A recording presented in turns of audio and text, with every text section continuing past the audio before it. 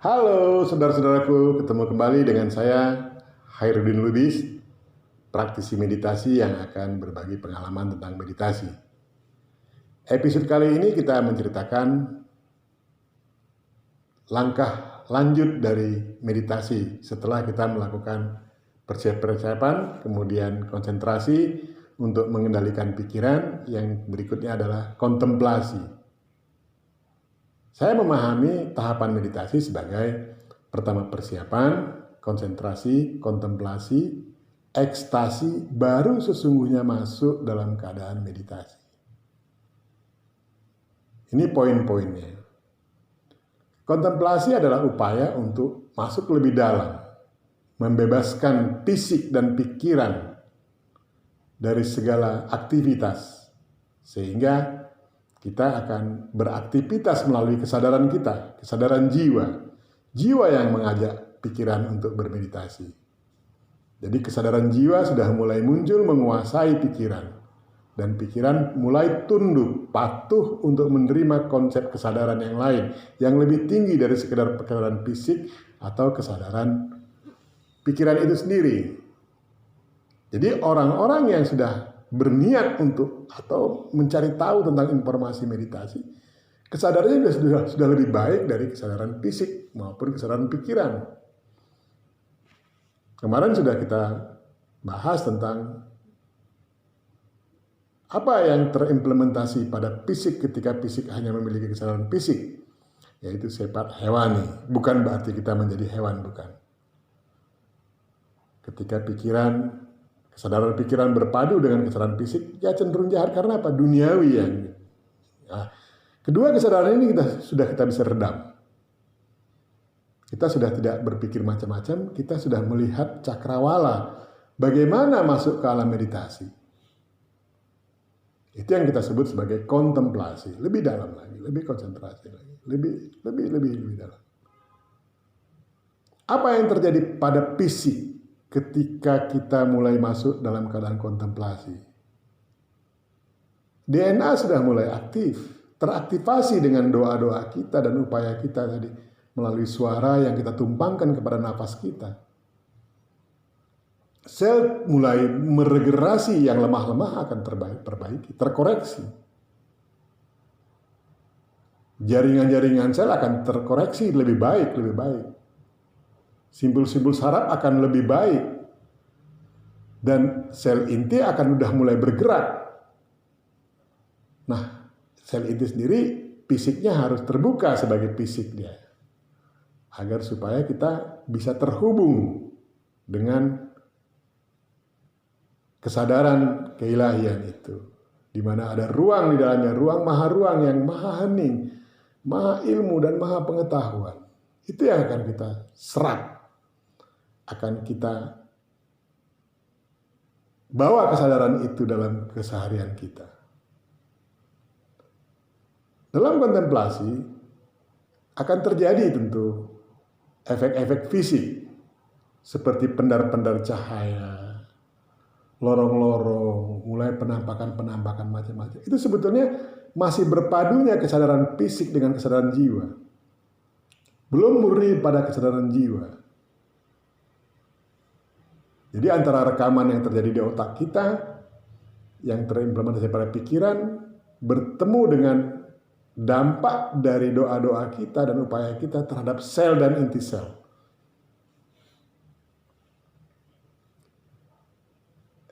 Helix pada DNA, dia adalah cahaya. Ketika dia diaktifasi, makanya cahayanya akan berkembang. Berwarna-warni. Sesuai dengan fungsi dan tugas sel itu. Berwarna-warni. Banyak hal di sana. Itu adalah efek dari itu. Biarkan saja. Jangan hiraukan. Ada kalanya terjadi gesekan pada sel. Sehingga terjadi badan kita menjadi hangat. Jantung terasa berdegup keras. Badan sudah terasa tegang sekali. Malah tidak berasa. Ada kalanya kita tidak merasakan badan kita lagi. Tapi itu belum meditasi, itu berproses menuju meditasi. Kita dihadapkan pada sebuah ruang. Ruang antara ruang fisik dengan ruang spirit. Kita harus teguh di sana. Semakin kuat pegangan kita. Jangan takut dengan suasana-suasana yang ada di pikiran kita, melihat sesuatu kita. Kita memiliki pendamping, pembimbing yang akan menjaga kita. Jangan takut. Terus berjuang. Kita memang harus berjuang untuk apa yang diyakini. Terus berjuang. Terus selama mungkin yang bisa kita lakukan. Karena masalah waktu tentu berbeda-beda setiap orang. Banyak hal yang membuat ini jadi berbeda. Tak terhingga. Jadi meditasi memang sebuah pengalaman sangat pribadi. Tapi bukan untuk pribadi mestinya. Produknya bukan untuk pribadi, tapi untuk kesejahteraan kita dan seluruh ciptaan, termasuk alam semesta raya selain diri kita, keluarga kita, tetangga kita, saudara kita. Kita terjaga oleh yang namanya pendamping dan pembimbing, dan Tuhan itu sendiri menjaga kita, memelihara, dan dalam sebuah sistemnya. Nggak ada orang keluar dari meditasi, terus badannya nggak ada, hilang, terus ingatan, gila, dan tak ada. Nah, informasi itu datang dari orang-orang yang sebetulnya tidak pernah mengalami. Lakukan. Jangan takut. Jadi kontemplasi itu sebetulnya jembatan. Mulailah masuk kesadaran.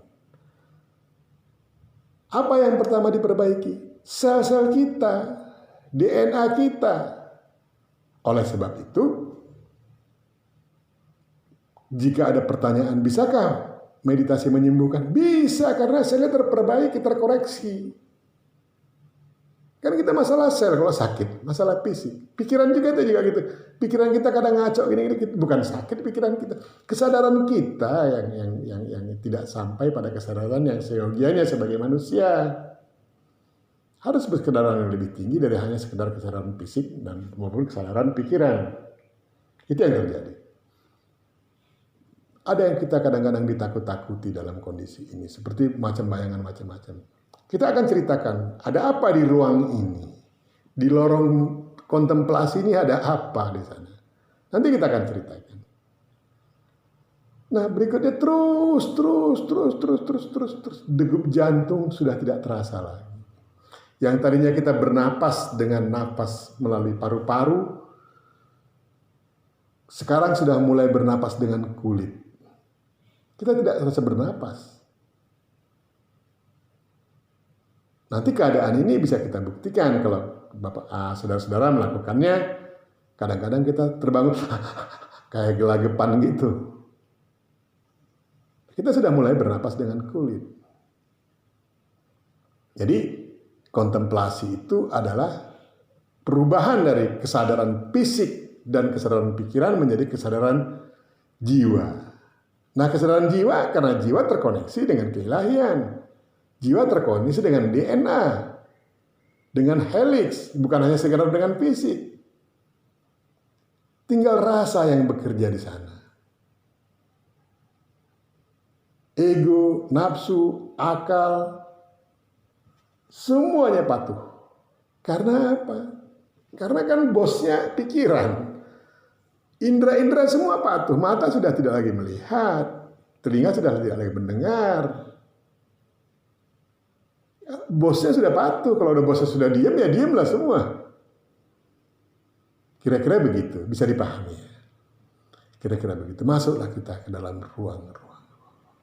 Ada kadang-kadang rasa sedih, rasa rindu, rasa bagaimana gitu. Ingin ketemu, ingin merasakan siapa sebetulnya Tuhan kita. Ketemu tidak mungkin karena dia meliputi. Bagaimana kita menandai anak ayam yang ada dalam kuning telur, calon anak ayam dalam kuning telur? Karena dia diliputi oleh kuning telur. Dan setiap bagian kuning telur itu bisa menjadi anak ayam. Bagaimana kita bisa melihat anak ayam bisa melihat kuning telur? Tidak bisa. Demikianlah kira-kira contohnya. Maka berpadulah. Seperti gelombang lautan dan ombak. Mulai berpadu kita dengan spirit. Tak mungkin ada gelombang ketika tidak ada ombak. Tak mungkin juga ada ombak ketika tidak ada gelombang. Itulah sebetulnya konsep meditasi. Perlu dilakukan berulang-ulang untuk menjaga kesadaran itu tetap melekat pada pikiran. Seperti kita melempar batu dalam air. Kita lempar batu dalam air, terjadi gerakan longitudinal namanya. Menyebar, melingkar. Lemparan batu berpengaruh kepada air. Tapi lama-lama pengaruh ini akan mereda karena dalam air juga ada pengaruh lain, gelombang-gelombang yang lain yang dibuat oleh katakanlah kejadian-kejadian yang lain. Maka ada kalanya kita terkalahkan. Riak yang kita timbulkan dari lemparan batu terkalahkan dengan gelombang lain. Maka hilanglah riak kita. Nah, kita perlu lempar lagi supaya datang lagi. Itulah gunanya meditasi. Terus memaintain. Pengetahuan ini bisakah didapat dari tidak bermeditasi? Bisa. Dengan jalan apa saja. Diskusi bisa. Tapi kalau kita tidak mengalami, dia tidak melekat. Itu masalahnya. Kan konsep berpikir kan harus ada contoh. Baru kita bisa melakukan. Kalau kita sudah punya contoh, lebih gampang gitu. Untuk merasakan bersatunya dengan Tuhan itu lebih gampang. Kesadaran itu lebih gampang. Dengan memiliki kesadaran itu lebih gampang kita untuk beraktivitas yang bersesuaian dengan kehendak hukum-hukum Tuhan. Jadi setelah kita kontemplasi berbagai hal yang terjadi dan itu sangat-sangat sebetulnya rumit. Dan orang merasakan udah meditasi gitu loh. Karena dia belum pernah sampai gini loh. Seperti kita mau ke Bandung. Ke Bandung kan berbagai hal bisa kita lakukan dengan kendaraan berbagai kendaraan, dengan alternatif jalan berbagai alternatif. Katakan kita melalui tol untuk menuju ke Bandung, tol Jagorawi. Kita akan ketemu persinggahan-persinggahan. Ketika kita tidak melalui jalan tol, kita lewat Bogor, kita akan singgah di Bogor, singgah di Cianjur. Kalau lewat Sukabumi, kita singgah Sukabumi, baru Cianjur, baru Bandung, segala macam. Kita harus mengetahui Bandung itu bagaimana supaya kita nggak cerita tentang Bandung padahal kita baru sampai Bogor gitu kira-kira. Kita cerita tentang Bandung, wah Bandung nih, lu udah sampai Bandung belum? Rasaku sudah sih. Cirinya gimana? Begini-begini. Oh itu Bogor bukan Bandung. Kira-kira begitu. Paham ya? Jadi itu keadaan fisik kita. Keadaan ruang di ruang kontemplasi itu adalah ruang yang diisi berbagai makhluk yang bisa mendompleng atau bisa mempengaruhi kita. Dia pesona juga, menyatakan dia Tuhan, menyatakan segala macam. Tapi begini, di situ juga banyak pesan-pesan dalam kontemplasi itu. Tapi ciri pesan kebaikan dari yang maha baik, yang maha benar adalah pesannya itu selalu baik. Terus akal menerima sebagai sebuah kebenaran yang mengacu tentu kebenaran Tuhan dan kebenaran macam-macam. Akal menyatakan ini kebenaran dan mudah diimplementasikan. Maksudnya fisik bisa melakukannya dengan tidak susah payah dan produknya juga kebaikan. Contoh, kita mendapat pesan karena kontemplasi. Karena tujuan kita meditasi itu untuk menyembuhkan penyakit, karena kita kontemplasi.